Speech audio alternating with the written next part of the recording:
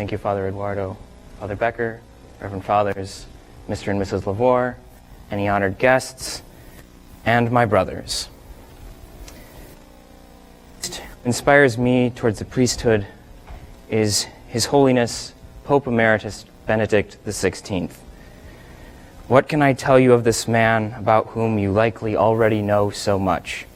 I could tell you his life history, but that would be too shallow. Or I could attempt to tell you of all the great things he has done for Holy Mother Church, but there are others far more qualified for that, Marcinkus.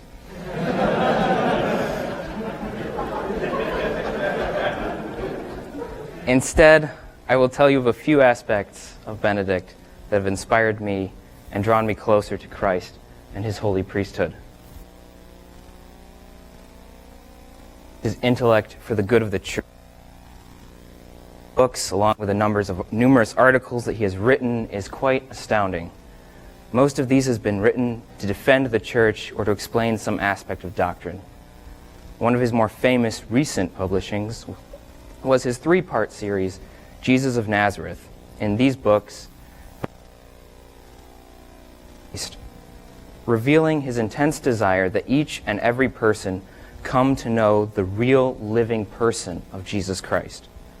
Through this, I have been shown in a very practical way how faith and human reason go together, and that they can be both used for the good of the Church, the love of Christ, and the greater glory of God. Also, his love and reverence for the liturgy. In 2007, he issued the Motu Proprio Summorum Pontificum. This Motu Proprio's explicit purpose was to allow the wider celebration of the extraordinary form of the Latin Rite. Aside from the fact that this made the traditionalists happy, this document represented one of Benedict's first moves as Pope to reform the to its roots. He was very concerned that the symbolism of the liturgy was able to be drawn out. This allowed the faithful to experience more deeply the mystery of the Mass and to encounter Christ. Whenever I would watch Benedict say the Mass, I was struck by how carefully and reverently he performed each and how lovingly he held the consecrated host in his hands. You could tell that he loved his Lord, whom he held in his hands, and understood that the Eucharist was the source of the priest's strength. Third, his humility. Last spring, I had the privilege to be present in Rome for the last days of Benedict's papacy. The thing that struck me most about his renouncement of the papacy was that he did this out of a pure desire for the good of the Church. There was no self-interest here. Benedict has constantly, throughout his papacy and his life, been pointing to the Lord whom he serves rather than to himself. This shows to me a true recognition of our place with respect to God. We are his servants, granted his sons as well. And wherever he calls, we follow, with no thought of self. And with the priest, he is supposed to fade into the background as Christ does the work. Closely connected with this, Benedict had great perseverance. Despite of all the hateful comments and criticism that were thrown at him from his first day as Supreme Pontiff till the present, Benedict has borne all of these criticisms with patience and continued to lead the Church as God had asked him to do. He's been constantly misunderstood, misrepresented by both sides, some saying that he's a stubborn old man, stuck in the past who does not look to the Church's future, others saying he is not doing enough.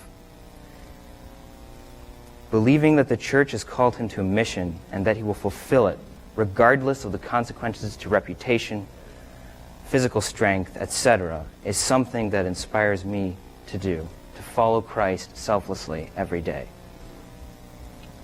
Also is his joy. While it may not have been quite so obvious, Benedict is a very joyful man. It showed whenever he would meet the faithful, especially at his audiences, even his final one, even though he was extremely tired. There was a great joy in being with his flock. I was told a story in Rome that showed his sense of humor. Once at an Easter vigil, they somehow forgot the holy water for the baptismal font. Don't ask me how. When he was told that he would have to wait, Benedict did not just kind of stand there calmly. He went over to the catechumen and walked over and told her, "Sorry, they forgot the water. We're going to have to wait a few minutes." If you don't think that's funny, run a few tonal inflection differences in your head, you'll get it.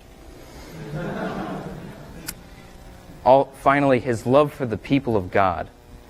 Everything that Benedict did during his papacy was for the good of the Church, from Summorum Pontificum with its aid to the traditional Catholic groups and attempts for reconciliation with the SSPX, to gestures towards the Orthodox, to Anglicanorum Cetibus and his outreach to various Protestant groups. Most of Benedict's acts as Pope were to promote unity amongst all Christians. How can we seminarians forget his letter specifically to us, exhorting us to persevere in our pursuit of the call of Christ, in spite of its counterculturalness? In his last audience, Benedict said, "I want everyone to feel loved by that God who gave his Son for us and who has shown us his infinite love. I want everyone to feel the joy of being a Christian." Again, this shows Benedict's great desire that the people of God, indeed all people, experience a personal love from and for Christ. This is one of the main attributes that drives a priest, the love for souls and the desire to help them all towards Christ. Throughout his papacy, Benedict exemplified this in so many ways. Because of all of these things, and so many more, Pope Emeritus Benedict has inspired me in my journey towards the priesthood. May we all be ever open to Christ's call, no matter how difficult it may seem, just as Benedict has done. Praised be Jesus Christ. Amen.